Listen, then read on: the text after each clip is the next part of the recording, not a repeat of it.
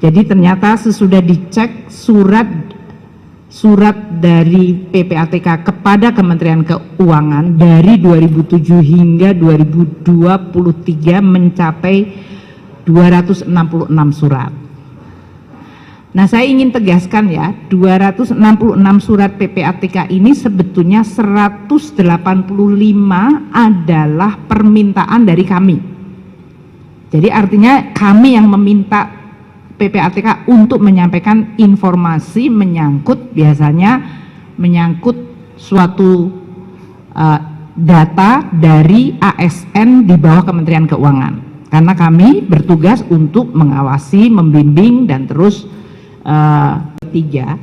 ada 964 pegawai yang diidentifikasikan.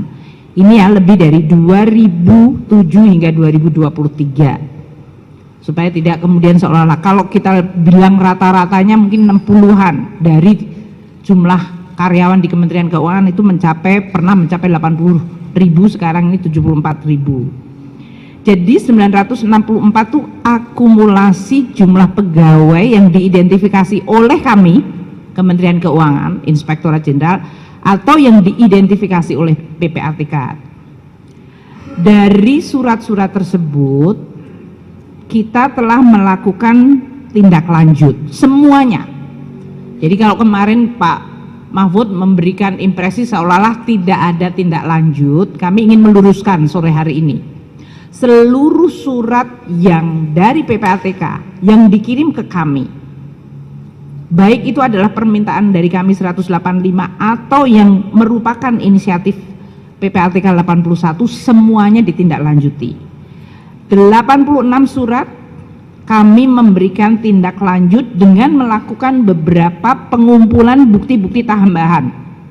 Ini istilahnya full bucket, pengumpulan bahan keterangan. Artinya itu informasi belum memadai dan kita terus menambah informasi melalui tindakan dari Irjen, menambah dan mengumpulkan bahan-bahan keterangan. Kita telah menindaklanjuti audit investigasi sebanyak 126 kasus dan rekomendasi hukuman disiplin diberikan kepada 352 pegawai. Nah, kalau hubungan disiplin ini kami mengacu pada Undang-Undang ASN dan PP mengenai ASN, yaitu PP nomor 94 tahun 2021 tentang disiplin ASN. Ada surat dari PPATK yang memang tidak bisa ditindaklanjuti karena pegawainya sudah pensiun atau memang tidak ditemukan informasi lebih lanjut, atau ternyata informasi itu menyangkut pegawai yang bukan dari Kementerian Keuangan. Dan ada 16 kasus yang kami melimpahkan ke APH. Nanti Pak Mahfud akan menyampaikan, karena Kementerian Keuangan adalah benaran negara, kami bukan aparat penegak hukum. Jadi dalam hal ini kalau ada suatu kasus yang menyangkut tindakan hukum, apakah itu kriminal, itulah yang kemudian kita sampaikan kepada APH, apakah itu KPK, apakah kejaksaan, atau kepolisian. Kita bekerja sama dengan ketiga aparat penegak hukum itu untuk menindaklanjuti dalam rangka penegakan hukum. Saya sangat senang sekali, seperti yang saya sampaikan kemarin di Solo, bahwa berita mengenai pertama transaksi 300 triliun dan juga keinginan Pak Mahfud untuk meyakinkan bahwa Kementerian Keuangan di bawah kepemimpinan saya untuk melakukan tindakan yang konsisten. Saya sangat senang mendapatkan dukungan dari Pak Mahfud. Dan kami berdua ini, selain kemarin ada di tim BLBI yang kita terus akan menjalankan ya Pak ya, sampai akhir tahun ini, saya juga akan senang kalau di dalam kasus ini saya mendapatkan dukungan dan juga terus menerus dorongan dari Pak Mahfud maupun instansi lain, PPATK, APH, di dalam menjalankan tugas untuk membersihkan Kementerian Keuangan. Tidak ada yang tidak, dalam hal ini tidak ada yang tidak akan kita buka. Jadi kita akan terus membuka, dan semakin dalam hal ini seperti pegawai negeri di Kementerian Keuangan, walaupun sudah mendapatkan hukuman disiplin seperti pemberhentian, kami tentu akan terus mengikuti kasusnya. Dan kalau masih ada data yang berasal dari kami Kementerian Keuangan untuk membantu aparat hukum menjalankan langkah-langkah tindakan penegakan hukum, kami juga akan terus bekerja sama. Sehingga apa yang terjadi dengan saudara RAT maupun saudara ED itu, atau saudara lain yang disebutkan sebagai sirkus, monggo saya akan terus mendukung langkah-langkah dari penegakan hukum yang dilakukan oleh instansi aparat penegak hukum.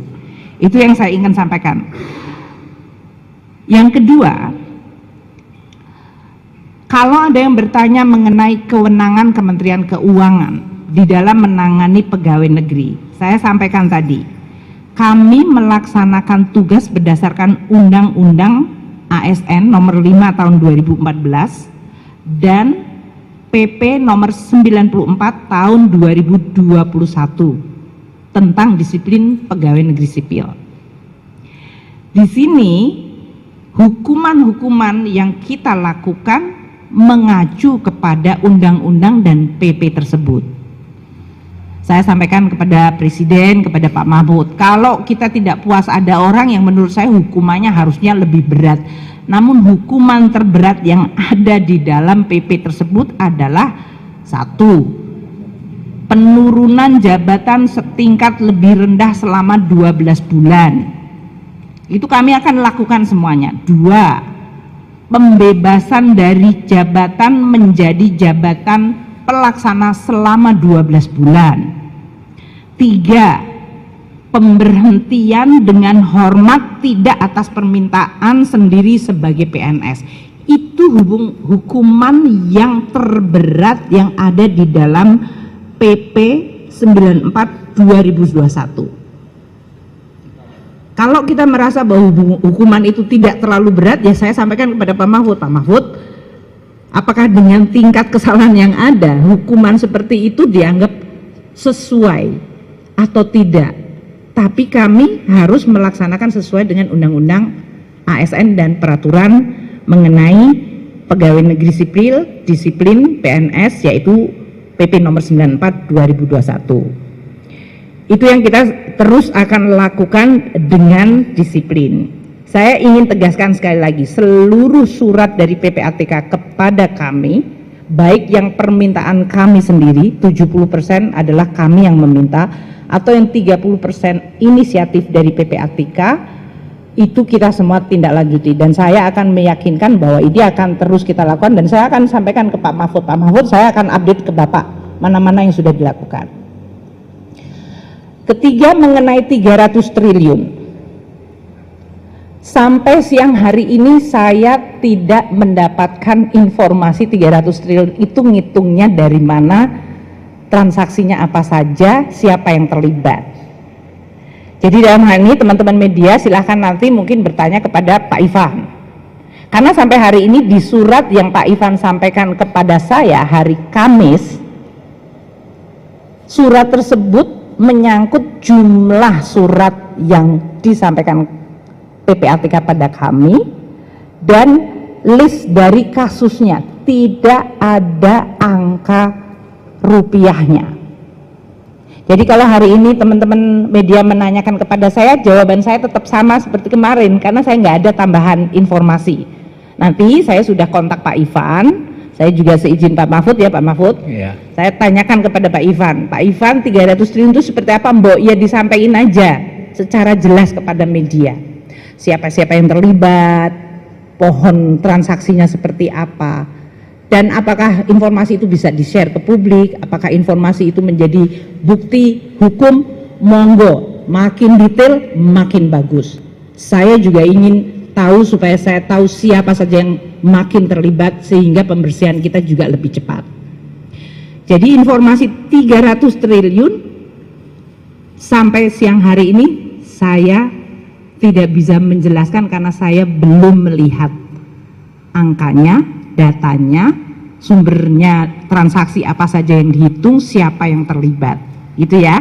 Nanti kita tindak lanjuti dengan Pak Ivan, karena Pak Mahfud akan pergi dinas ke luar negeri, saya akan tetap aja mengontak Pak Ivan untuk mendapatkan data itu, dan saya sudah menugaskan kepada Pak Wamen, Pak Irjen, Pak Dirjen Pajak, Dirjen Bea Cukai untuk semuanya melakukan follow up. Ada data baru, kita terus tindak lanjuti.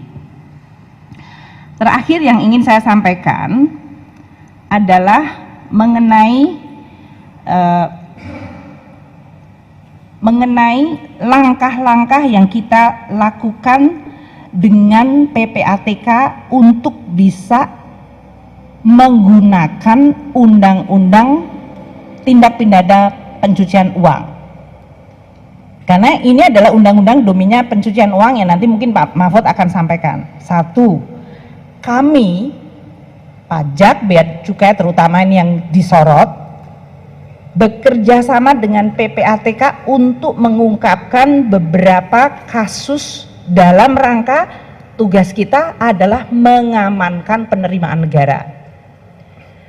Pertama, di dalam Direktorat Jenderal Pajak, kita menganalisa dan memanfaatkan laporan harta dan aset yang kita terima, dan kita dari 1.129 laporan, ini pajak ya dengan PPATK, yang proaktif kita terima berjumlah 507. Hasil analisa yang dilakukan PPATK bersama kami.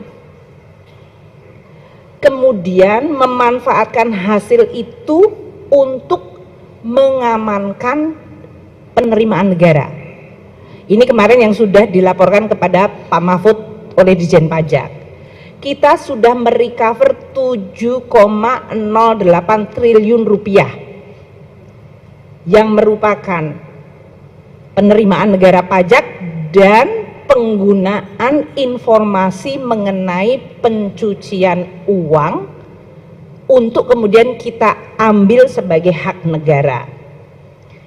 Jadi dalam hal ini menjadi salah satu bukti bahwa kami bersama PPATK untuk terus melakukan kerjasama. Untuk bea cukai kita juga lakukan yang sama, yaitu kita memberikan laporan dan PPATK melaporkan kepada kita. Untuk sebelum ke Pak Mahfud, saya ingin tegaskan keterangan tambahan terakhir. Banyak persepsi dan impresi kesan dari publik bahwa saya mendapatkan informasi lengkap dari PPATK.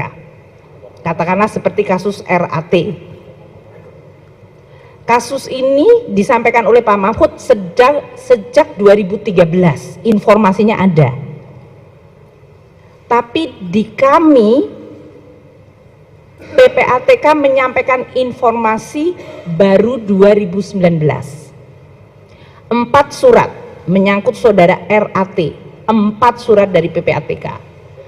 4-empatnya menyangkut transaksi yang nilainya antara 50 juta sampai 150 juta. Kecil banget dibandingkan sekarang yang terbuka kepada publik.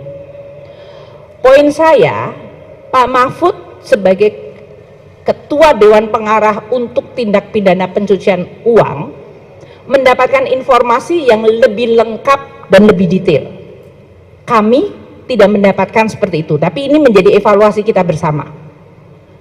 Namun banyak informasi yang detail mengenai pencucian uang itu disampaikan PPATK langsung kepada Pak Mahfud dan ke instansi aparat penegak hukum. Jadi mungkin impresi bahwa seolah-olah itu adalah datanya semuanya identik ke kami, mungkin saya akan sampaikan sepanjang ini di Kementerian Keuangan, saya akan meyakinkan dan menjamin kami akan pasti tindak lanjuti. Kalaupun mentok nanti saya lapor kepada Pak Mahfud, Pak ini sudah mentok, saya nggak bisa lewat dari sini atau kami tidak mendapatkan informasi lebih banyak selain yang bisa kita dapatkan. Jadi spirit kerjasama antara Pak Mahfud dengan kita akan terus kita lakukan secara erat karena kepentingan kita sama, kepentingan untuk membangun Indonesia lagi, membangun Kementerian Keuangan dan Direktorat Jenderal Pajak dan Bea Cukai, membersihkan dari mereka yang kotor dan koruptif, dan memberikan dukungan bagi mereka yang sudah bekerja dengan baik dan jujur. Itu adalah tugas saya sebagai Kementerian Keuangan. Saya senang dibantu dalam hal ini oleh Pak Mahfud maupun instansi-instansi lain. Semakin cepat tentu semakin baik, karena buat kami ini adalah suatu pekerjaan yang akan terus kita lakukan sebagai satu tanggung jawab bendahara negara melaksanakan tugas mengelola keuangan negara dengan baik. Mungkin itu dari saya. Pak Mahfud, monggo. Baik, terima kasih Bu Sri Mulyani. Saya merasa gembira tidak kehilangan, Bu Sri Mulyani tidak kehilangan ketegasan dan bangunan logika dalam menerangkan, sehingga kita semua menjadi paham, dan ini bagian dari kerjasama saya dan Ibu Sri Mulyani dalam beberapa kasus tertentu, terutama dalam rangka pemberantasan korupsi yang selama ini kami lakukan. Seperti BLBI kami berduet bagus gitu, dan masih akan terus. Saudara, yang diserangkan oleh Bu Sri Mulyani itu ya memang itu adanya, itu benar. Tapi sebenarnya saya kan ketika ngomongkan 300 triliun itu bicara tentang pencucian uang, bukan korupsi. Coba dibuka lagi semua, ada transaksi aneh yang melibatkan sekian ratus pegawai Kementerian Keuangan, ya, yang diduga sebagai pencucian uang, bukan korupsi. Karena korupsi itu mekanismenya sini sudah jalan. Apa pencucian uang itu? Saya beri contoh lah pencucian uang itu, yang gampang gitu, yang sekarang sedang diperiksa. Rafael Alun itu ketika terjadi peristiwa penganiayaan terhadap David oleh Mario, itu kan orang bertanya, ini kok orang gayanya bagus, mobilnya bagus, katanya hanya anak pejabat eselon 3 di Kementerian Keuangan. Lalu saya minta ke PPATK, Pak, ini pernah ada masalah enggak di PPATK gitu. Terus ditunjukkan surat tahun 2013 kepada KPK, bukan kepada Menteri Keuangan. Ada suratnya.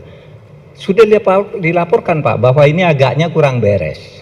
Orang ini 2013 surat itu disampaikan KPK. Saya sampaikan Pak Firly, Pak Firly, ini kok ada belum ditindaklanjuti. Pak Firly bilang, wah saya belum tahu bos gitu. Sesudah itu saya kirim suratnya, ini buktinya bahwa sudah masuk surat ke KPK, maka terus dipanggil kan. Karena surat saya itu dan teriakan publik, 56 miliar kekayaan yang tidak wajar. Tahu enggak, sesudah diperiksa ulang semua transaksinya itu ada 500 miliar yang terkait dengan dia. Itu yang dilaporkan 56, yang tidak terlaporkan tetapi diduga menurut intelijen keuangan, ini ya, bukan bukti hukum ya. Ya, financial intelligence itu bukan bukti hukum, itu harus dibangun dulu konstruksi hukum. Tapi aneh, masa orang gajinya sekian ini lalu punya perusahaan-perusahaan yang mungkin tidak perlu operasi tapi uangnya banyak. Ada hotel mungkin agak sederhana tapi pemasukannya banyak, nggak ada yang tidur juga di situ. Misalnya itu 500 miliar. Nah, itu tindak pidana pencucian uang. Dan sesudah dihitung, saya coba hitung lagi, cari lagi gitu. Kok masa seorang Rafael dapat 500? Muncullah angka yang 300 itu sebagai potensi. Ya. Nanti hitung-hitungannya tentu akan dipresentasikan kepada aparat penegak hukum dan mengundang Ibu Sri Mulyani. Akan. Karena begini, kemarin tuh kami ngambil sampel 7 dari sekian ratus yang disampaikan itu, sampel 7 yang agak menonjol lah namanya, itu aja sudah 60 triliun. Hitungan intelijennya, maaf. Papua itu kan sudah lama saya bilang, itu banyak korupsinya tapi temuannya baru intelijen. Nggak berani ditindak. Terus ayo kita ketemu juga akhirnya bisa diambil. Yang Papua itu. Itu kan banyak pencucian uangnya juga. Gitu. Nah, yang saya katakan itu ingin menegakkan undang-undang tindak pidana pencucian uang. Yang itu bukan hanya di sini, yang ada menurut saya di berbagai institusi itu hampir setiap proyek itu ada pencucian uangnya. Saya mungkin dapat uang jasa taruhlah gratifikasi mungkin kecil-kecilan sehingga bisa dianggap wajar, itu tidak perlu ini gitu. Tetapi yang disetor ke keluarganya, ke perusahaannya, ke anaknya, itu menurut ilmu intelijen keuangan itu harus diperiksa dan itu ada undang-undangnya. Nah selama ini tidak ada yang memeriksa itu. Selalu kalau kita rapat KNKT itu masalahnya Pak, tunjukkan dulu korupsi asalnya, pidana asalnya yaitu korupsi baru. Tapi sesudah ketemu korupsinya tindak pidananya tidak dilanjutkan tuh, gitu. Dan sekali lagi ini urusan APH nih, aparat penegak hukum, pengadilan, polisi, jaksa, KPK. Itu nanti ke sana arahnya. Dan saya ingatkan dari sini bahwa di kementerian lain kita juga punya data yang banyak tentang ini. Jangan merasa Anda sudah wajar gitu, tapi ini ada semua uang-uang yang dengan orang-orang dekat Anda, dengan perusahaan Anda dan seterusnya itu ya tidak diketahui kalau mau dilacak. Saudara masih ingat seorang koruptor besar itu hukum, lalu pengadilan menyebut masih ada 62 kasus yang disampaikan oleh KPK yang itu bendahara sebuah partai itu. Itu kan tidak bisa pencucian uang, sampai sekarang tidak ada lanjutannya. Nah itu yang akan kita gebrak, karena untuk apa kita buat undang-undang pencucian uang kalau yang begitu ya selesai, orang dihukum 6 tahun karena katanya menerima suap 10 miliar, ini uangnya yang masih ratusan miliar nih, kok dibiarin? Lalu timbul kecurigaan, jangan-jangan ini dibagi-bagi, kan begitu kalau ilmunya hakim gitu ya. Kalau begitu mulai dari kecurigaan nih, kenapa ini kok dibiarin?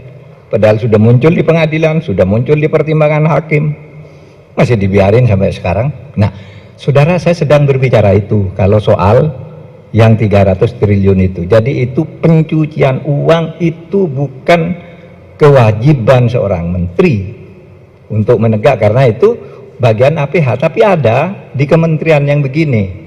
Tentu bisa diantisipasi dari sini. Itu terus sekarang Anda mau mengatakan apa?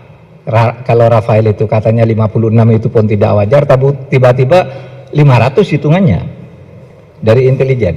Sesudah itu ketemu lagi di loker 37, belum lagi lokernya ada yang sudah dibuka lebih dulu sebelum itu.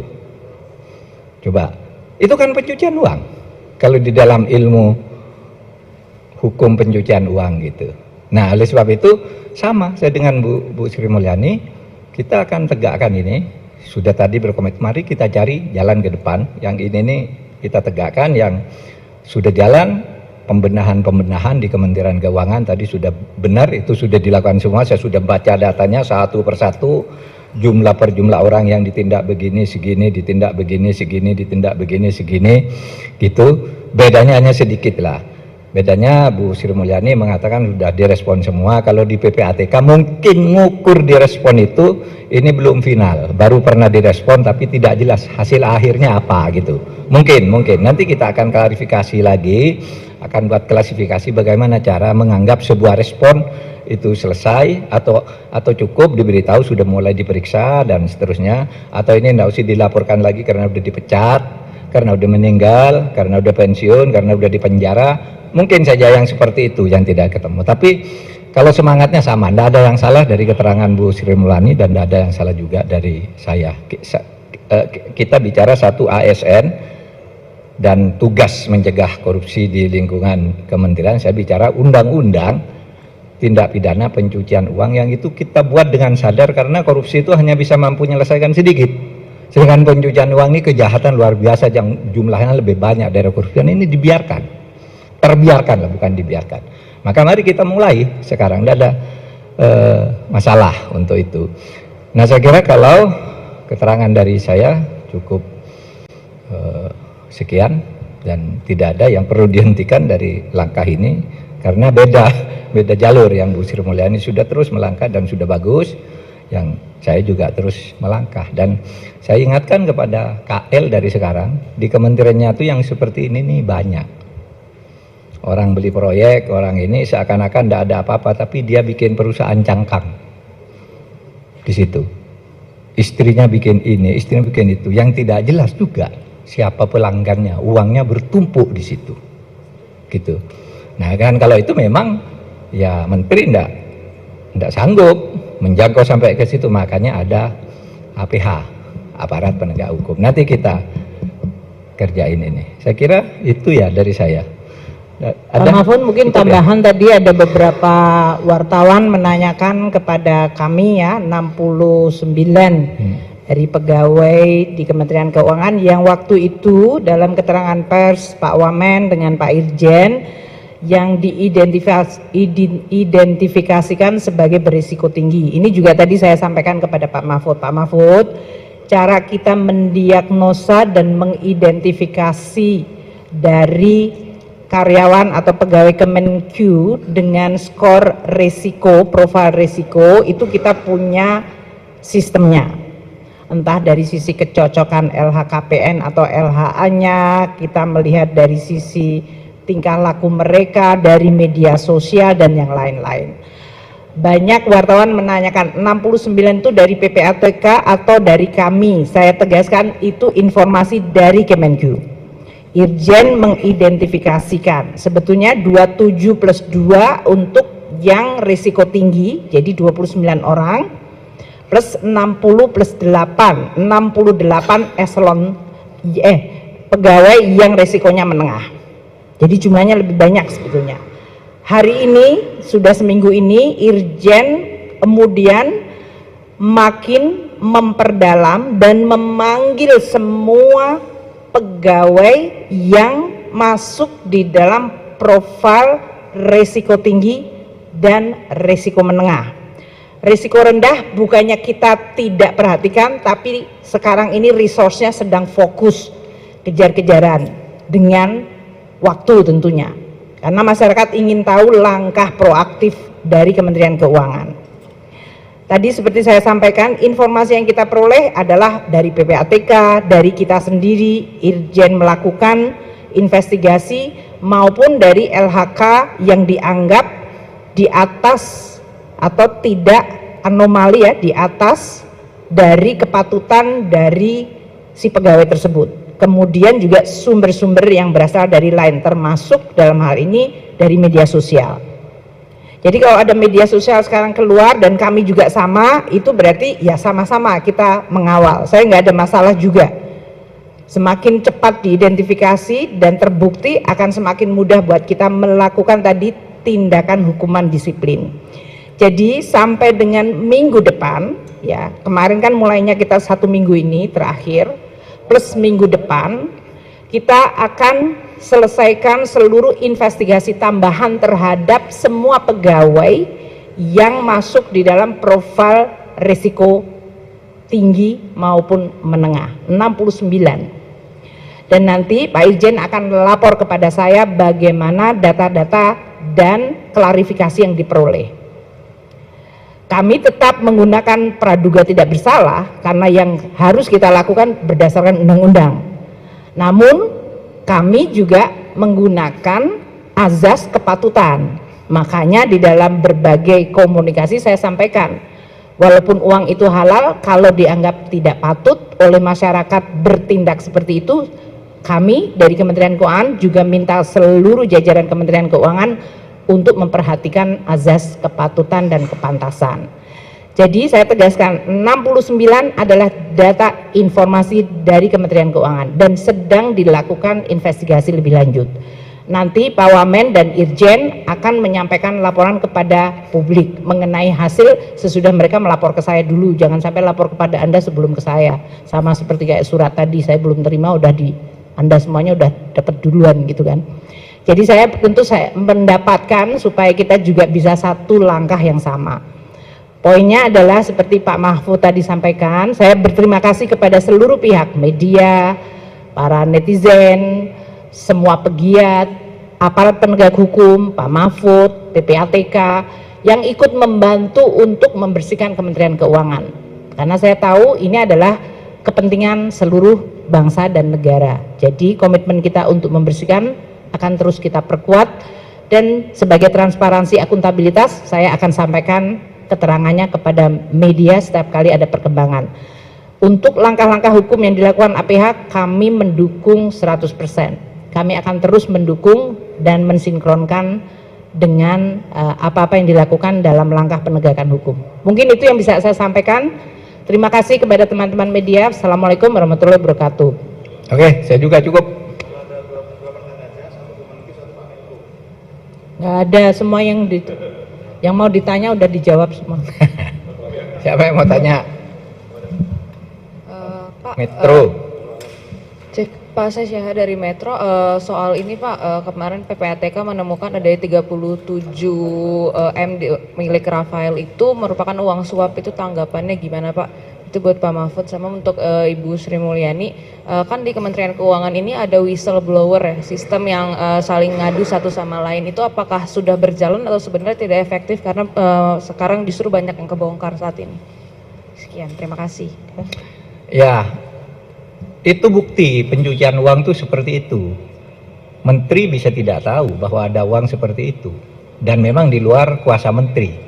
Kan orang nyimpan uang ratusan miliar di deposit box gitu, itu kan menteri juga tidak tahu. Itu yang bisa tahu nantinya adalah PPATK. Oh, itu punya deposit box sekian. Itu pun yang baru ditemu sebagian loh, 37 miliar itu. Karena begini, beberapa hari sudah bolak-balik tuh dia ke berbagai deposit box itu. Terus pada suatu hari pagi dia datang ke bank mau buka itu, langsung diblokir oleh PPATK. Sudah itu dicari dasar hukum, kalau sudah diblokir deposit box ini, boleh enggak dibongkar oleh PPATK? Kan belum ada undang-undangnya, enggak boleh sembarangan. Nah, dalam keadaan begitu, masih kemungkinan yang lain belum diblokir. Nah, ini diblokir lalu dikoordinasikan, dicari dasar hukumnya, tanya ke KPK, bisa enggak nih dibongkar? Bongkar, isinya ketemu satu safe deposit box itu sebesar 37 miliar dalam bentuk US dollar. Nah, seperti itu tuh pencucian uang. Contohnya, intelligence keuangan menemukan cara itu, dan itu bukan bukti hukum dulu, itu harus dikonstruksi menjadi hukum. Bagaimana nih, dari mana tadinya, terus itu bisa dilacak. Sudah ada ilmunya lah, begitu. Misalnya terus, kok istrinya punya 5 perusahaan misalnya ya, kok ini anaknya punya sekian rekening, itu semua kan bisa dilacak, dan itu belum bukti hukum gitu. Nah, yang saya katakan ada transaksi berpotensi sebesar seperti itu 300 T itu yang seperti itu yang memang di luar jangkauan kalau bukan aparat penegak hukum gitu. Dan memang PPATK itu betul memberi laporan, tidak disampaikan ke Kementerian Keuangan, ternyata itu 2013 itu memang ada ke KPK, dan KPK justru lalu bertindak karena saya tunjukkan, nih loh Anda punya ini gitu, baru dipanggil gitu. Itu aja ya. Baik, yang mengenai WISE atau whistleblower, kita menerima jumlah dari laporan whistleblower, nanti angkanya yang terakhir saya mungkin lebih dari 1.200-an. Dan itu kemudian kita akan verifikasi mana-mana yang merupakan whistleblower yang legitimate ya dalam hal ini, karena tidak semua aduan itu kemudian adalah menjadi sebuah kasus yang legitimate. Dan bagi yang sudah legitimate, maka kita akan melakukan langkah-langkah seperti yang tadi saya sampaikan, yaitu pertama menskor, mencocokkan dengan data resmi LHK atau LHKPN.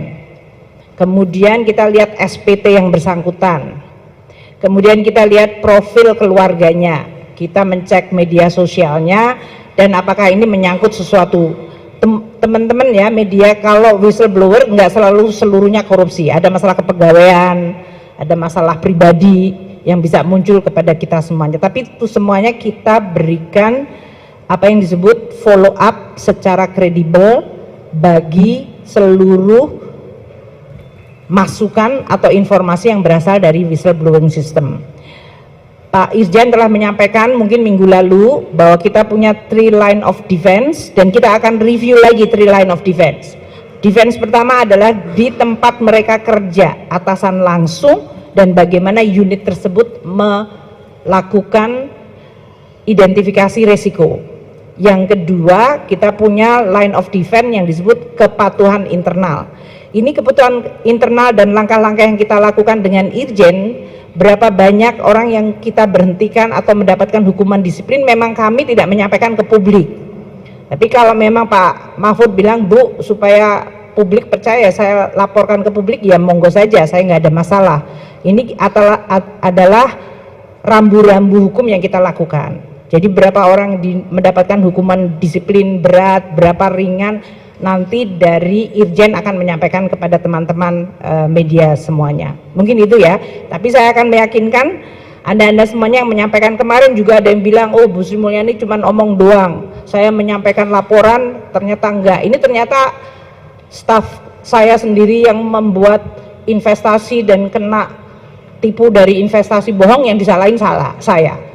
Investasi bodong ya dalam hal ini. Jadi banyak orang punya masalah keuangan itu semuanya bermuaranya seolah-olah ke kami gitu. Tapi nggak apa-apa, kita akan tangani saja setiap yang kita anggap kalau dia punya persoalan apa saja, dari mulai masalah pribadi, masalah perkawinan sampai masalah karir dan masalah korupsi, semuanya mengalir kepada kita dan kita akan terus lakukan berdasarkan aturan-aturan kepegawaian yang ada. Mungkin itu ya. Cukup, salaman dulu Bu. Pak izin buat Pak Mahfud. Ada lagi pertanyaan, ya, udah jelas. Udah jelas semuanya. Udah ya.